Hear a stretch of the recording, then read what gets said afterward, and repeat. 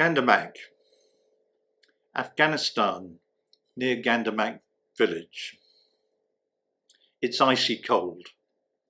The muezzin's adhan to the first prayer rings loud in the still air, and a small group of bearded men wrap their chadors slightly around them and hurry to line up in the small mosque.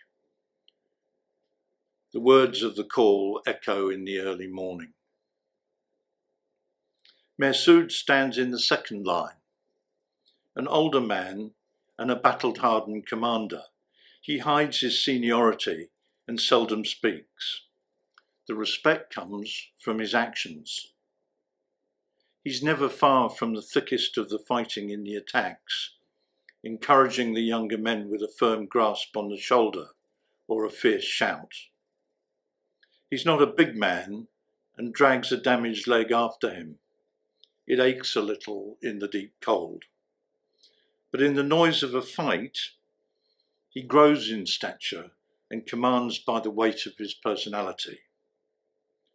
The men's eyes follow him, and they grow courage from his calmness in the weapon's fire.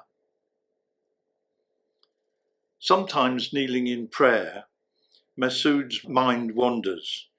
Never a romantic, he would nevertheless think about Yusuf Salah-ad-Din ibn Ayyub and wonder how the great liberator of Jerusalem found the strength to be merciful to the Crusaders. His hatred is too deep, and tears come for his wife, cousins and the lost newborn if he dwells on it. He often kneels and mutters the prayers and then half listens to the sermon, usually an ignorant diatribe against the kafir. Indeed, there's no need to speak ill of the modern crusaders.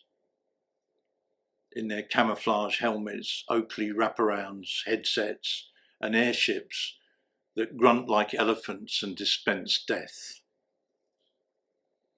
They brought with them this pervasive sense of evil from another world. Their presence speaks more clearly than any rhetoric the mullah can summon up.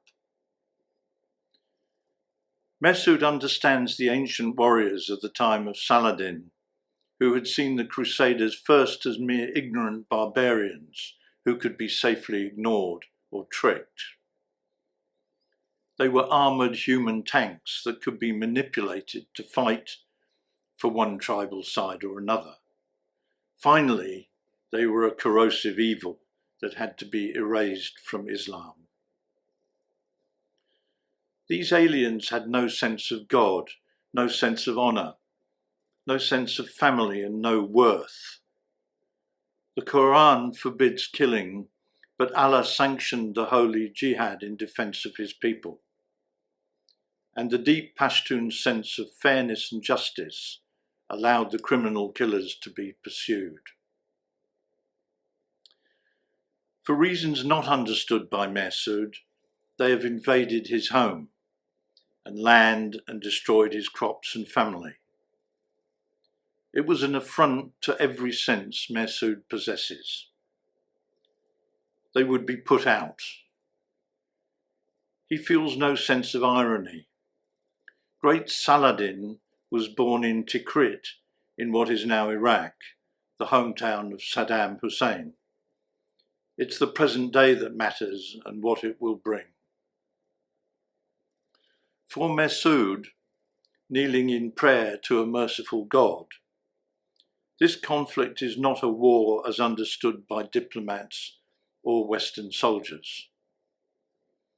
The use of military power to pursue rational ends of power or territory or even security, neither is it a war of terror, except that the terror visited by the invaders on the little ones when the drones hovered overhead.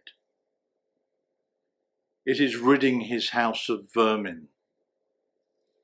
One does not negotiate or seek a balance of political power with rats. One exterminates them and celebrates the cleansing. The prayers are finished, and the men file out quietly, walking towards the Toyota 4x4 pickup trucks that will take them to today's work. By daylight, They must be in place at Gandamak.